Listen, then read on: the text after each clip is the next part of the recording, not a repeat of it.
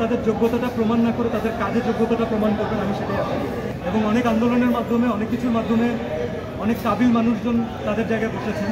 তো সেটার নামে তারা তাদের যোগ্যতাটা প্রমাণ না করে তাদের কাজের যোগ্যতাটা প্রমাণ করবেন, আমি সেটাই আশা করি। এবং সিঁড়িতে বসেও দর্শক দেখতে চায়, তাহলে তার ফুটেজ নষ্ট। তাহলে তো আসলে প্রত্যাশা থাকে যে আসলে দর্শক যেন ছবিটাকে আপন করে নেয়।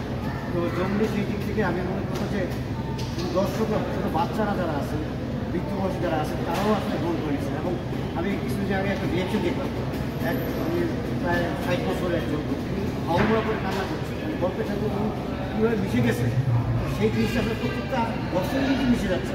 কিন্তু আমার আফসোস হচ্ছে, আর আমাদের একটা বিষয় হচ্ছে যে আমরা তাতে যে এই ছবিটা দেখার জন্য আমাদের আর কিছু শো বাড়ানো উচিত।